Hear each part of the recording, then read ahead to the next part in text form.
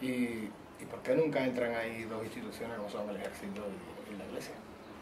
Quiero decir, porque si hay que eliminar lo superfluo y lo innecesario, para el Estado, desde luego, la iglesia no es nada necesaria, y el gasto militar se puede reducir una barbaridad, sin embargo no se toca. Nosotros, UPyD se declara un partido laico.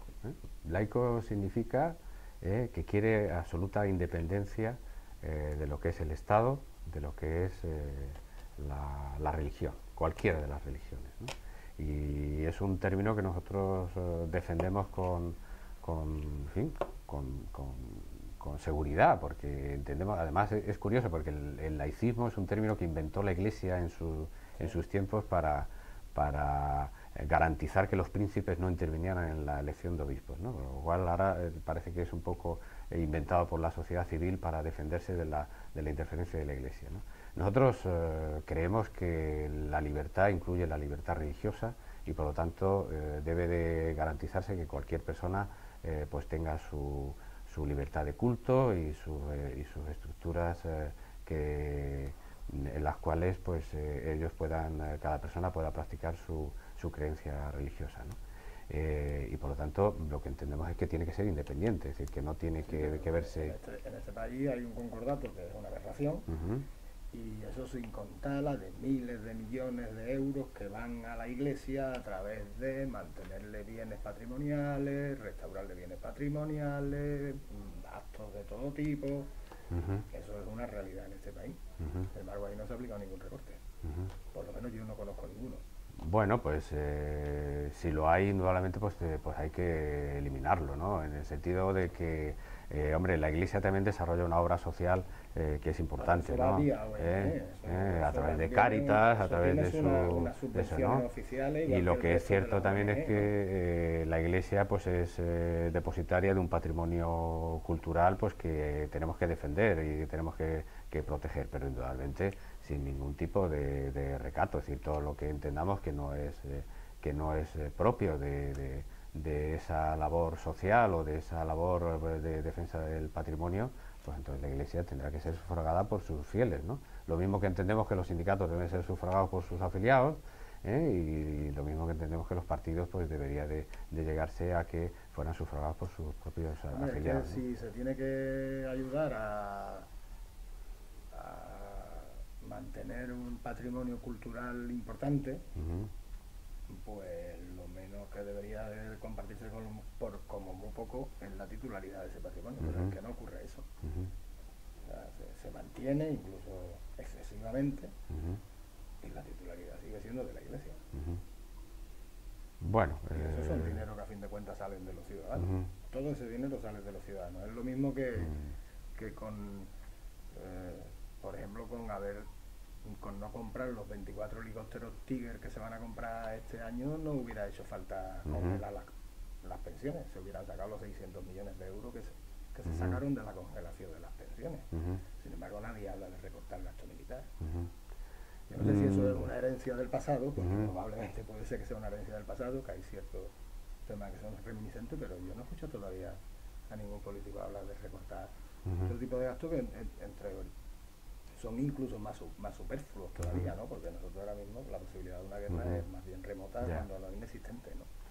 Bueno, yo creo que el ejército, haciendo una comparación quizá inapropiada, es como los bomberos, es decir, ojalá no los necesites nunca, ¿no? Claro. Pero tienes que tenerlos, ¿no? Y yo creo que el papel del ejército es importante porque de alguna manera previene su no necesidad de usarlo, ¿no? Yo creo que estamos en un entorno geopolítico. Podríamos tener un ejército equiparado a la situación del país, ¿no?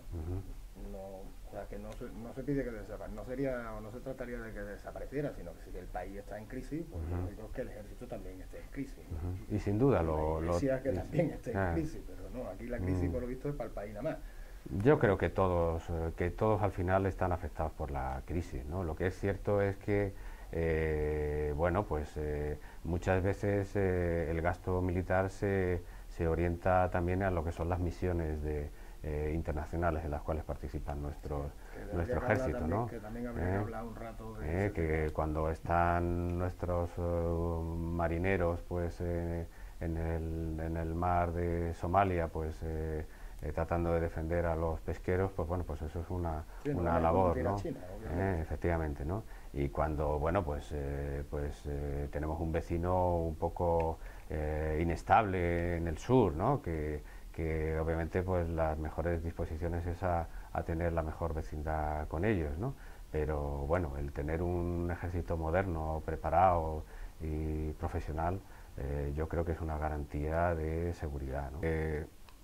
La participación ciudadana, la verdad es que la ciudadanía está bastante descreída de la política, ¿no? Entonces, el índice de popularidad de los políticos es mínimo y los propios ciudadanos valoran como uno de los mayores problemas de la sociedad precisamente los políticos, ¿no? Levantar esa credibilidad no es nada fácil, ¿no? Y exige pues una auténtica regeneración democrática, exige que realmente los políticos tomen decisiones que recuperen esa credibilidad, ¿no? Tomen decisiones tanto a nivel de funcionamiento de sus propios partidos, a nivel de establecimiento y de credibilidad de que los partidos se democratizan y por lo tanto a través de ellos los ciudadanos que se afilian a ellos pues tienen poder para definir y para elegir a sus líderes y por lo tanto para participar en política, como a nivel de la propia sociedad, cuando realmente veamos que los políticos no se aprovechan de las instituciones, sino que están al servicio de las instituciones, ¿no? Lo que está pasando y lo que nosotros entendemos es que esto es como el botín de guerra, es decir, gana un partido político y entonces toma las instituciones y se reparte las instituciones como un botín de guerra, ¿no? Ahora decía Rubalcaba hace unas semanas que podíamos pensar en eliminar las diputaciones, ¿no? Y sale el Partido Popular inmediatamente diciendo que de eso ni hablar.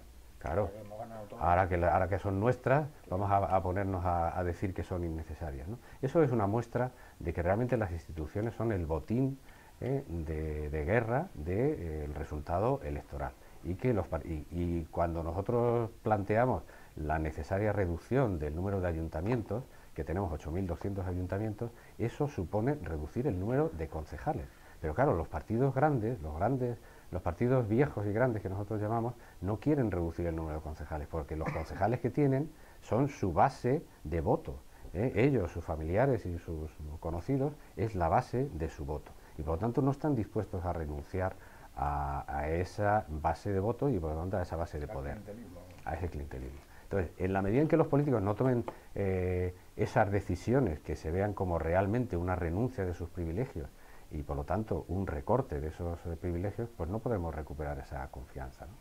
Y yo creo que lo que hay que hacer es canalizar el descontento de la población hacia aquellos partidos que realmente defienden esos principios democráticos.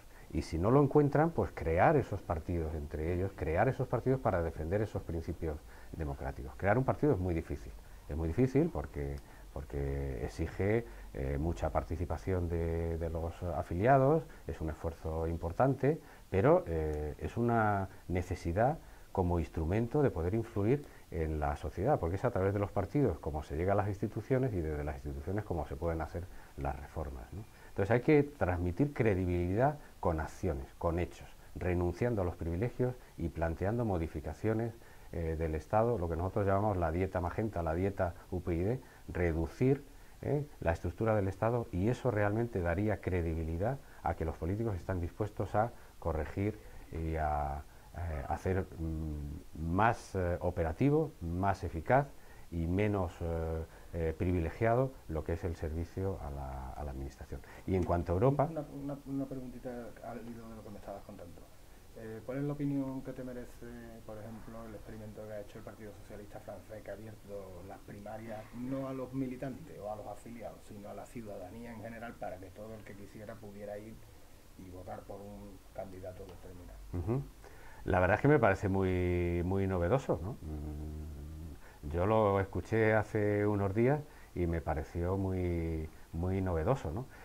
Lo que pasa es que los partidos están formados por los afiliados, ¿no?